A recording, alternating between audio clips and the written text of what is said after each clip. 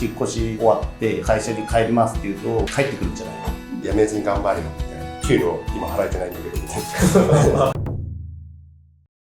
本日なんですけど、本社長に加えて砂川さんと永田さんにお越しいただいて、対談という形でいろいろお話をお伺いできればなと思いますので、よろしくお願いいたします。はい、お願いします。砂川さんと永田さんの簡単な自己紹介っていうのをお伝えいただけるとありがたいです。砂川と申します。人事部の部署に行って、主に人が関わるところですとか、人事制度とか、人を応援するような部署におりますと。メインの活動で言えば、いろんな制度設計とか、方針を決めたりとか、方針を実現するための作戦を考えているとか、そういうのをやりながら、あとは事業サイトと連携しながら、みんなが働きやすい環境を作っている、そういうことをやっております。もともとは現場上がりで、あとは営業やったりとか、何でもできるところはやってきて、今に至るという感じなので、そんな感じです。永田と申します。今は管理部部長をさせていただいておりまして、今実際やってる仕事というと、運行管理とか車両管理とか、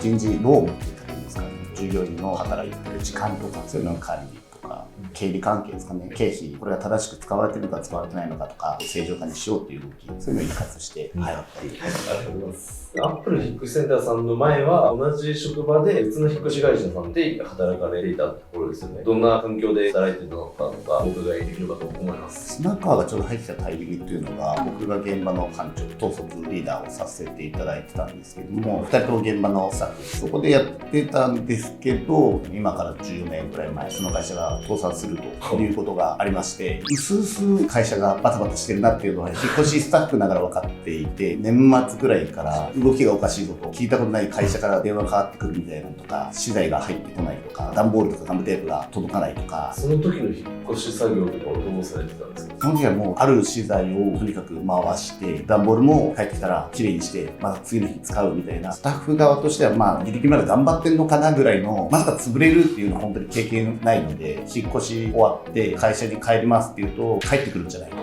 どこどこの車庫を借りたからそっちにトラックを持ってけと、そこまで迎えに行くから帰ってくるんじゃないって言われて、迎えが来て帰ると債権回収するのに知らない人たちが事務所にいると、だんだん段ボールもなくなりましたけど、トラック自体もなくなるみたいな。トラック一番のお金になるものですよね。なのでトラックを覚醒と。倒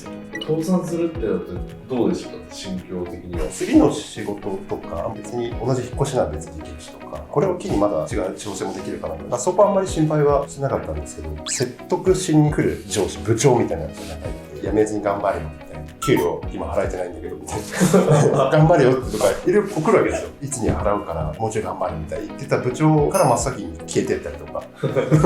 悪いなとか一言言いに来るかなと思ってた役員とかが全然来ないで、というか現金回収しろみたいな現場に幸せが来るじゃないですか。でも特に何もなく最後潰れてったんで、大人って怖いなみたいな、平気で裏切るんだなみたいなのは結構衝撃で、社長みたいな人って裏切るんだ、怖いなみたいなのは思いました。永田さんはどんな心境でしたか？現場帰ってきたら前支店長から解雇の通知書を渡されて、ついに来たっていうのがやっぱりあってとはいえその時はまだ半月分ぐらい仕事があったんですよ。仕事というかお金がもらえるかわからないんですけども、で残ったトラックと砂川なんかもそうなんですけども、最後何人かでお客様の引っ越しっていうのをやってはいたんですね。びっくりしたのが、お客様が宅に行ったらお客様のテレビがついてるんです。そしたら当時の社長が捕まっていて、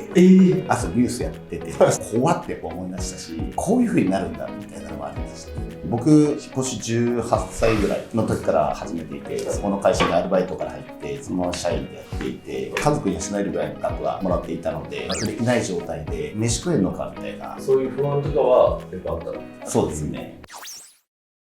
そこでアップル引っ越しセンターさんに行く流れになるんですかね。当時うちで働いてた社員がもともと2人がいた会社で働いていて、でその従業員からどうもあそこ潰れるらしいと。で当時永田と中の上司であった支店長から助けてほしいみたいなことを言われてると。何をじゃあ助ければいいのってその支店長と話をしてたら、会社が先ほど言われたような状況だったんで、要は資材がないとか、例えば未払いがあって協力会社にお金払えてないから引っ越し受けてるのにその部分できないとか、そういったことをやらないと引っ越しはできないので、うちから頼んであげたりとか、今考えると別にそれをする必要ないんですよ切実だったっぽかったし、引っ越し頼んでお客さんにご迷惑かけるわけにはいかないんでっていうふうにその当時の支店長は言ってたので、それだったらと思って少しやれることをやってあげたんですよね。で、もう既存のお客様が終わったぐらいかなに改めてもう終わりだから経営者とかの役でもほとんどいなくなったんで、会社のじゃあもう備品どうしたらいいのと。いう感じだったんで、最後残ってるものを、じゃあなんかうちに譲ってくれますという話になったんで、俺覚えてるのは川口の支店に行ったら、最後みんなお疲れ様でしたみたいな感じで、最後、多分バーベキューかなんかでそれに行って、で、引き取って、で、まあその時に、当時のその支店長上司に、もしあれだったらうちで埼玉支店やりますって聞いて、うちも当時埼玉というか、まあ拠点を出したかったですし、支店ごと逆にうちで稼働してくれるんであれば、それなりに人数もいたので、それぐらいだったらうちも雇えるというか、頑張れば大丈夫かなと思ったので、まあお声掛けをして、じゃあやってみますという話になったので、来てくれたと。で、その当時、その支店長から、いいやつ2人連れてきますんでと。若手の有望株がいるんで、で、連れてきたのが2人ですね。どうせ3人いや、もうちょっといましたけど、ずっと現場で働いてくれる人もいますし、10人ぐらい。10ちょっといた感じですかね。顔ぶれが全て会社と変わってないですね。最初ね。そうですね。心境とかはどうですかね、アップルさんに入ってからは。当時の店長に一緒にやるかってアップルさんやるかみたいな言われて、やりますって話になったんですけど、現場メインで営業ちょっと頑張るみたいな話だったんですけど、実際に行ったらずっと営業だったんですよね。あれ聞いてる話ちょっと違う。俺現場もっとやりたかったんだけどな、みたいなのあったんで、でも稼がないと飯食えんってなので、とにかく仕事取ろうみたいな感じでやってた記憶があります。営業のキャリアちゃんと積んできてなかったので、積み始めて積み重ねてたみたいなところがあって、その後も管理者とかやつもったんですけど、基本はもうお客様宅行ってお見積もりさせていただいて、お任せいただいて、軽自動車にパンパンに段ボール積んで、お任せいただいたらお渡しして、首都圏ずっと回ってた感じです。前の会社がある程度の規模のある会社だったので、キャリア的には結構やっぱり上がるの大変かなというのは僕の中で認識はあって、頑張って支店長みたいな。実際入ってみてよかったのは、アップル入ってから1年間現場のスタッフやって、2年目ですぐ支店長を任せていただいて、その時はものすごい大変でしたけど、仕組みのルールもないみたいな。自由にやれるけど、何も決まってなくて、逆に言うと自分で経験してきたからこそ、仕組みとかルールのある大切さと、あるから大変さも分かりましたし。当時移動してくる前は、ちょうどその半年かな前に足立区にデポ的に支店作ろうと思って人を送ってトラック2台ぐらいだけ置いて始めてたんですよね。当時一番仕事ができると思った人をそこに派遣してよろしくと。これ結構失敗してましてですね、人ってやっぱりある程度自分を律せないとサボっちゃうんですよね。まさにその当時行かせた人はそんな感じでもう締めようかなと思ってたところでもあったので、まあちょうどいいタイミングっちゃちょうどいいタイミングだった。なのでその足立にあったデポをもうなくしてみんな埼玉だったんで越谷市に土地借りてそこに皆さん来ていただいてやりましたね。当時は僕らもそんなに目標は作ったけれども全然イメージ湧いてないですし、将来どうなるかっていうのもですね、埼玉支店も作ったし、じゃあ売り上げ上げなきゃみたいな感じもあったので、僕はどっちかっていうと結構目の前どうしようどうしようみたいな感じで、2人が入ってきた時はどっちかってその支店長がこの2人を期待してるからみたいなことを言ってるだけで、正直あんまり気にしなかったんですよ。特に永田とかはスタッフのリーダーみたいな感じだったんで、その支店長がマネジメントしてたから最初はあんまりそんなに関わる機会ないし、ある意味いい意味で言うと自分も持ってたと思いますけど、なんかちょっと若干めんどくさそうだなってなんか長距離行きたくないとかさ中はもう営業やってたから多少話すことはあって仕事はまあできるかなと思いましたけど、割と意外と頑固なんでなんかその支店長とちょっとプチ衝突したみたいな話は聞くし、大丈夫かなって。今の印象とかは最初とは違いますね。いい意味で根本の芯というか性格というのかなはそんな変わらないと思いますけど、でも逆を言えば昔からいいものは確かに持ってたとは思いますけどね。社長のあれですね、わけもわからない人に埼玉市でも話したんじゃないですか。確かにすごいんですよね。関係性がない人が連れてきた若造2人の色みたいな。一瞬で反逆を受けるじゃないですか。そう、場所も違うから、距離的なの。当時そんなこと考えてないん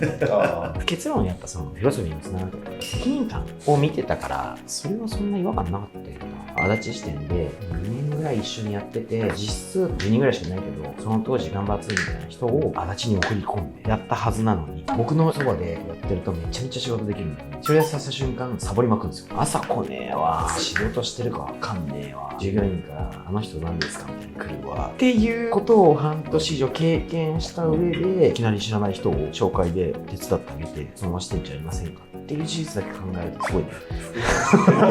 ギャンブル。それなりの引っ越し会社、ある程度中堅な引っ越し会社の経営とか見たことないわけですね。現場いろいろ見ましたけど、営業とか管理系はちっちゃい会社しか見ないんで。そういう意味で純粋に、じゃあそれなりの会社の店長とかってどんな仕事してるんだろうなとかって知りたかったですし、当時の店長にね、掘り葉掘り質問してたんですけど、そういう興味もありましたし、一番はでもやっぱその責任感ですね。会社が潰れて、給料が払われてないんですよ。にもかかわらず、支店長も、2人もそうですけど、お客さんいるからやんなきゃみたいな。で、役員も結局最後までやったの1人で、社長もいなければ、他の役員もいないし、本社の部長とかもいいとこだけ持ってね、いなくなって、本当に最後の最後、ここだけ、この地点だけお客さんを全うしたいからっつって、こう見てたり聞いたりしたので、その辺のやっぱ責任感は大きいと思いますよね。これで例えば仮に彼らが入った後に、半年後で1年後でいいですけど、役員やってましたって言って、逃げたようなやつとか雇わないと思いますし、人が見ていない時こそ、やろうみたいな言われますけど、全然通ずるものはあると思いますけど、僕もね、前職もそうですけど、お金がなくなった時とか、ピンチになった時とかに、どの選択を人がするかみたいな経験は割と貴重ですよね。部長の顔絶対忘れねえもん。どの面すげって俺に言ってきたんで。一番雰囲気良かったよ。よかっ一番物腰柔らかくて、そうみんなに慕われてて、一番最初になった。た。なんかその情報を先にキャッチした人から聞いてくる。あ、そうです。現場が最後。一番最初だったら多分嫁でしょうね。給料もらえてないのに、この人まだその会社で引っ越しやってますけどみたいな。で、大丈夫考えてるこの先みたいな。その話を嫁としたもんね。もしかしたら世間一般の嫁だったら、今すぐやめなさいって言うと思うから、そうなったらここはなかったかもしれない。最後誘われてないみたいな。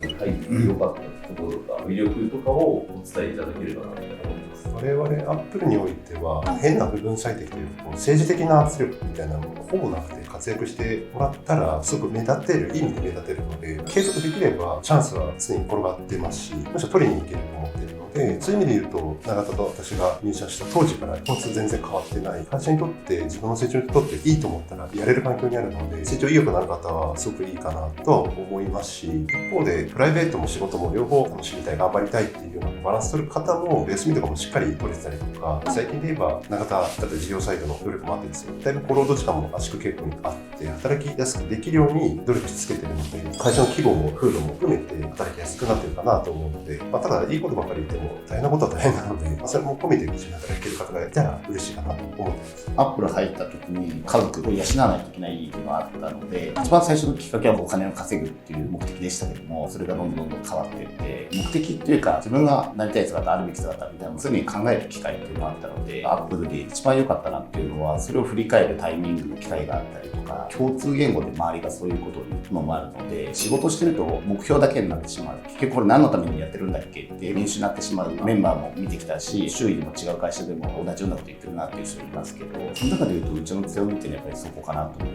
ていて成長したいっていうのにもサポート的な部分っていうかもちろん自分が合ってるサポートになりますけどもそういう部分はいいかなと思ってありがとうございます。捨てる神やれば拾う神やりということで自分で言うのもあれですけどチャンスあるってことですね。僕もそうですけど、自分でやってからですけど僕は多分普通にそのまま言ってたら今ももしかしたらハンドル握ってるかもしれないしこういう風にまずなってなかったと思うのでもちろんきっかけも大事ですけど継続と努力みたいなのが実を結んでいる事例だと思うので頑張ればチャンスがあるってことで本日の動画最後まで見ていただいてありがとうございます。アップルヒットセンターではホームページ等々 SNS 等も含めて会社のこと、採用のことなどを発信しておりますので興味がありましたらぜひ見ていただけると嬉しいです。また YouTube でも業務の様子や様々な対談、いろんなことを動画アップしておりますのでもしよろしければチャンネル登録してください。この動画もぜひいいねよろしくお願いします。ありがとうございました。ありがとうございました。ありがとうございました。